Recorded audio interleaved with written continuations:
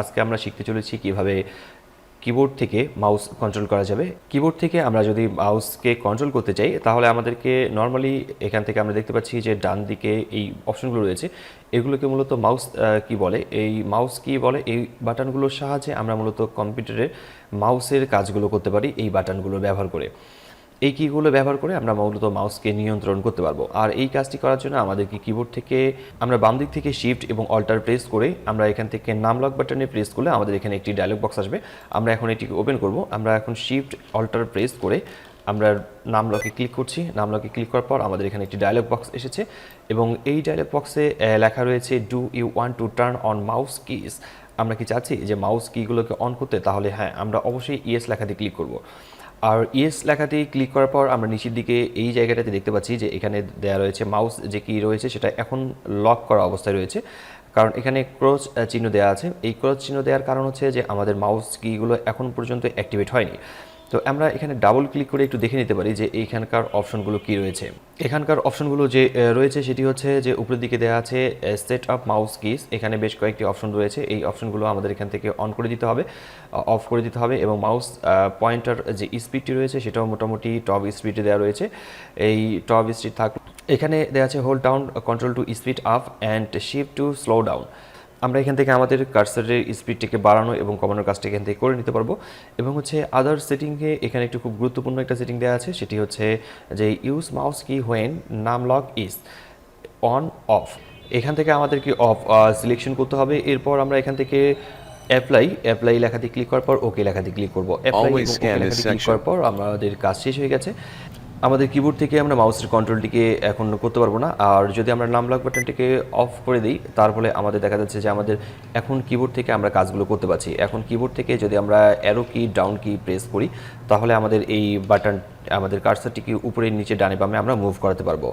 আর এই কার্সারটিকে উপরে নিচে ডানে বামে মুভ করার জন্য আমাদেরকে যে কাজটি করতে হবে সেটি হচ্ছে যে আমরা 9 প্রেস করলে দেখবো যে উপরের দিকে চলে যাচ্ছে, 7 প্রেস করলে এই দিকে চলে যাবে, বাম দিকে চলে যাবে, এবং হচ্ছে আমরা যদি 1 প্রেস করি তাহলে এটা নিচের দিকে আসবে, আর 3 প্রেস করলে ঠিক এই দিকে আসতে থাকবে, এবং 6 প্রেস করলে আমাদের এখানে লেফট অর্থাৎ রাইট দিকে যাবে, ডান দিকে যাবে, আর 4 প্রেস করলে আমাদের এটি আসছে লেফট সাইডে, আর 8 প্রেস করলে উপরের দিকে চলে যাচ্ছে আপ, এবং হচ্ছে 2 প্রেস করলে নিচের দিকে আসবে ডাউন।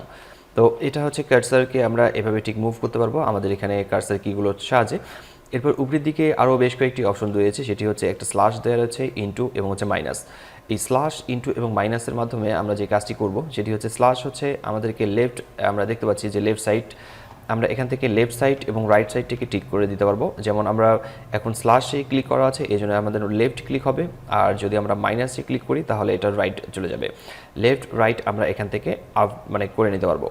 তো এখন আমরা যদি কোনো ফোল্ডারকে ওপেন করতে চাই তাহলে আমাদের এখানে একটি ফোল্ডার রয়েছে, এই ফোল্ডারটিকে আমি ওপেন করতে চাচ্ছি। এই ফোল্ডারটিকে ওপেন করার জন্য আমাকে জাস্ট এখানে কার্সারটিকে নিয়ে আসতে হবে। নিয়ে আসার পর কিবোর্ডের আমরা 5 যে বাটনটি রয়েছে সেই বাটনটিকে ডাবল ক্লিক করতে পারি, অথবা 5 বাটন ক্লিক করে আমরা সিলেকশন করতে পারি। আমরা কোনো একটা ডকুমেন্টকে যদি সিলেকশন করতে চাই তাহলে আমাদেরকে 5 বাটন প্রেস করতে হবে। আর যদি আমরা এই 5 বাটনটাকে পরপর 2 বার অর্থাৎ ডাবল প্রেস করি তাহলে এই ফোল্ডারটি ওপেন হবে। আমরা এখন যে কাজটি করব সেটি হচ্ছে যে আমরা এই ফোল্ডারটিকে ওপেন করে আমরা দেখতে চাচ্ছি যে এই ফোল্ডারটিতে কী রয়েছে, এবং হচ্ছে এই ফোল্ডারটিকে ওপেন করার জন্য আমাদেরকে কার্সারটিকে নর্মালি এখানে কার্সারটিকে নিয়ে আসতে হবে। কার্সারটিকে নিয়ে আসার পর আমরা কিবোর্ড থেকে 5 যে বাটনটি রয়েছে এই 5 বাটনটিকে পরপর ডাবল ক্লিক করতে হবে, অর্থাৎ 2 বার প্রেস করতে হবে। আমরা যদি সেখানে 2 বার প্রেস করি তাহলে আমাদের এই ফোল্ডারটি ওপেন হবে।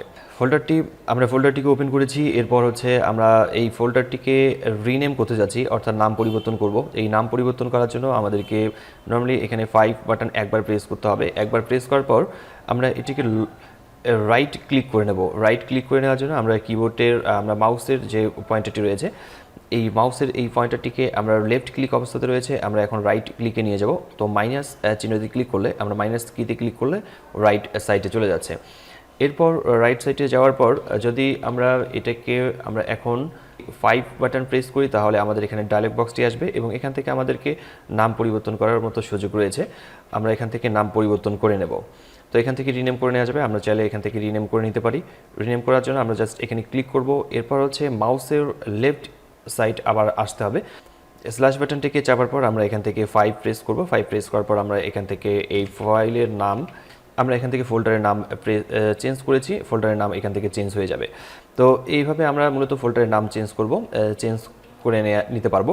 তো এখন সবচেয়ে গুরুত্বপূর্ণ যে কাজটি রয়েছে সেটি হচ্ছে কোনো একটা ডকুমেন্টকে যদি আমরা ড্র্যাগ করতে চাই, ড্র্যাগ করে এক জায়গা থেকে আরেক জায়গায় নিতে চাই, যেমন আমার এখানে একটি ফাইল রয়েছে, এই ফাইলটিকে আমি ড্র্যাগ করে এই ফোল্ডারের ভিতরে রাখবো। এই ড্র্যাগ করে ফোল্ডারের ভিতরে রাখতে গেলে যেমন আমরা মাউসের বাম বাটন প্রেস করে ধরে আমরা এখানে ড্র্যাগ করে রাখতাম, আমরা মাউসের বাম বাটন প্রেস করে ধরে এখানে রাখতাম, কিন্তু এখন আমরা এই জটিল কাজটিকে করব, সেটি হচ্ছে আমাদের আগে এই ফাইলটাকে সিলেক্ট করে নিতে হবে।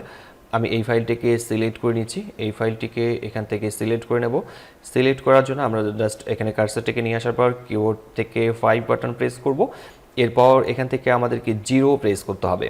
আমি 0 প্রেস করবো একবার। 0 প্রেস করলে এই ফাইলটি লক হয়ে যাবে। লক হয়ে যাওয়ার পর আমি যখন এটাকে মুভ করব, তখন মুভ করার পর এটা অটোমেটিকলি উপরের দিকে যাবে, এটা উপরের দিকে চলে আসছে। এখন আমাকে এই ফোল্ডারের ভিতরে রাখতে হবে, আমি এই ফোল্ডারের ভিতরে এটাকে মুভ করতে যাচ্ছি।